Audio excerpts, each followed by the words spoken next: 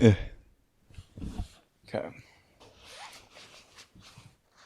How are you doing? So, I like getting really stupid stuff off of Amazon, and I feel like now because I'm doing these YouTube videos, I like actually have like can I count this as a business expense? Oh. Ah. I love this thing.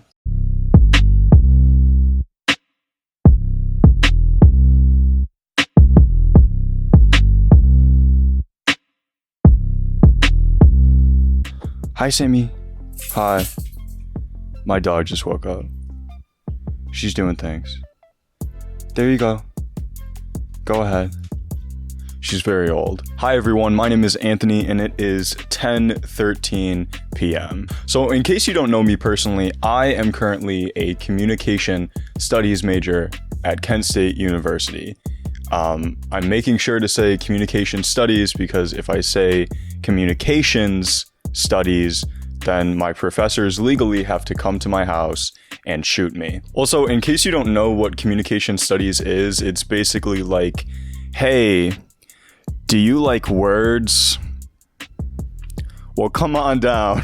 Communication studies is basically a major for like two different groups of people. Either A, you like really know what you want to do, you got it set, man. You know, I'm gonna be an HR person. I'm gonna do PR, advertising. I'm gonna help people. I'm gonna work for political campaigns. I know what I'm doing. And then the second group of people that I am totally a part of, where it's just like, I have no idea what's going on. But so in case you can't already tell based on the fact that I'm a communication studies major and I'm talking for way too long, it's that I've always been obsessed with messages and how to best convey them. How do you best express something in a certain context that you're in? For example, I'm doing this YouTube video, so I'm snuggled up with my microphone that isn't attached to my camera right now because I got the wrong cord, so I'm just gonna have to edit this audio in later. I got my vampire with me, and then of course I always got my chicken in the back, and my guitar so that you know I'm cool. I also found that I'm really good at conveying certain messages, but the one way in which people are able to express themselves is also the one way that I seem to struggle with the most, and that's just being yourself, guys. On a serious note, today I want to talk about being genuine.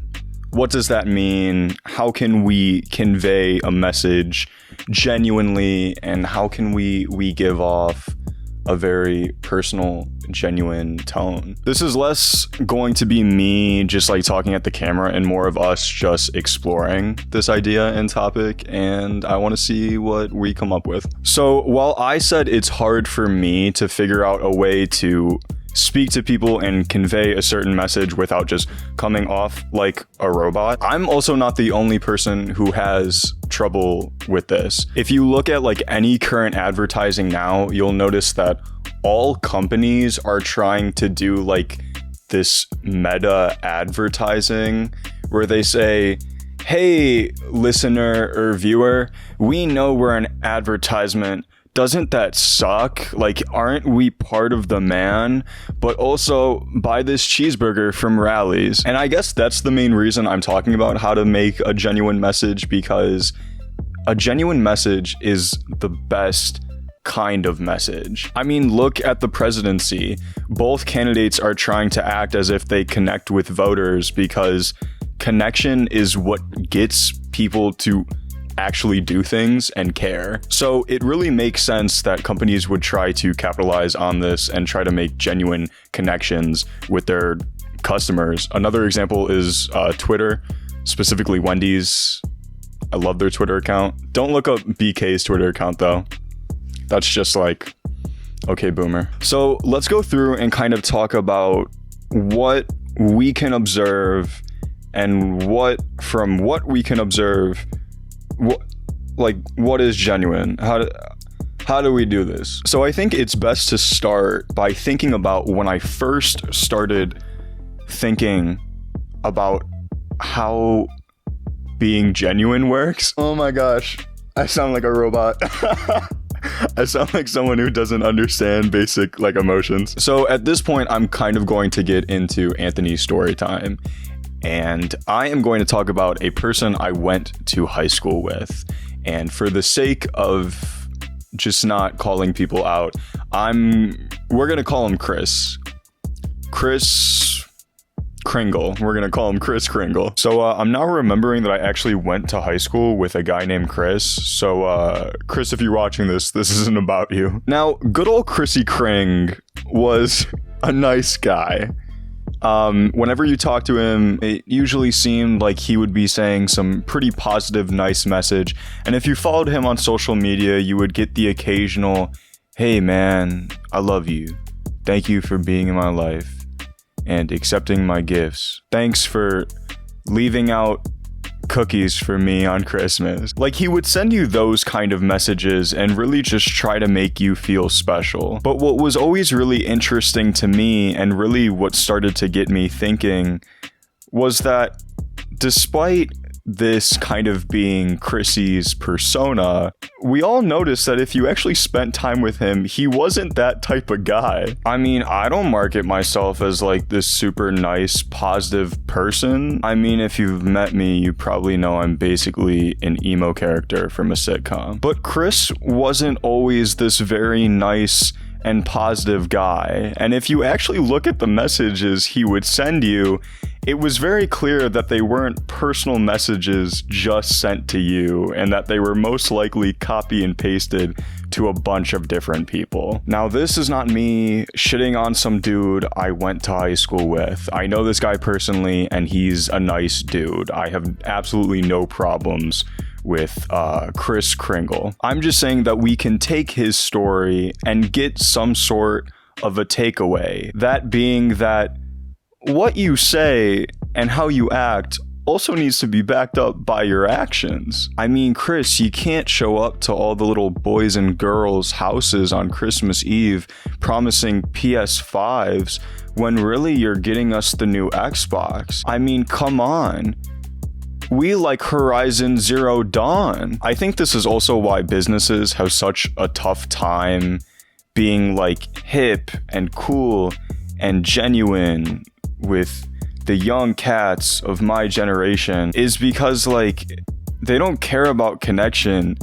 They just want you to buy the Rally's burger. But at the same time, I think this is why YouTube and YouTubers are usually pretty good at this. You'll always have different companies trying to make YouTube content, but when you talk to anyone from my generation, first off, we all watch YouTube.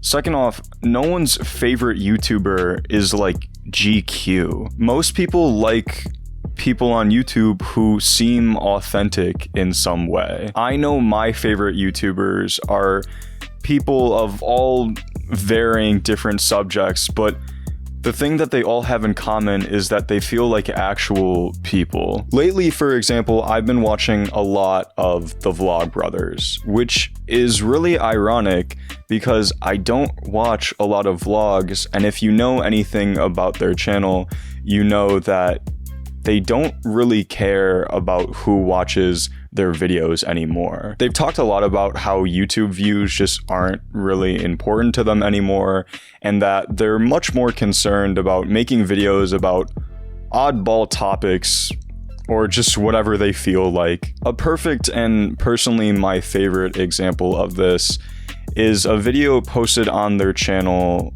of John Green signing autographs for one of his books. It's a video of him signing autographs and then voiceover of him telling a story of when he met his first author. Even though the video was so simple, I mean, it was just a 4-minute video of him telling a personal story. It's that personal, genuine story that meant a lot to him that made that 4 minutes 10 times more interesting and engaging to me than anything Vanity Fair will ever post on YouTube. And so I guess at the end of this, I do have some things that I've learned.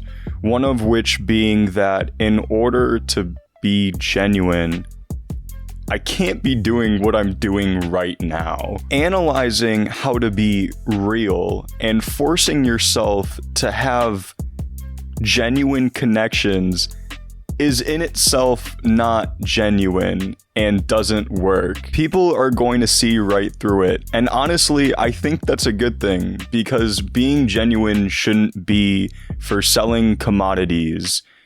It should be for making actual, real connections with people. And I think that's an important thing for me to remember, not just for doing videos like this or working on my podcast or going further in whatever I figure out my career is, but just for my daily life. Because at the end of the day, achieving things, telling people what they want to be told, that's all great, but none of it matters if you don't have the people you met along the way. Thank you guys so much for watching. I hope you enjoyed this video. This was actually really fun recording. I did have some weird hiccups and technical issues, but it was cool. I got through it. I hope you guys really enjoyed. Subscribe if you want more like odd, just weird topic videos like this. My social medias and anything I care about will be in the description down below. Stay tuned, stay golden, and I'll see you soon.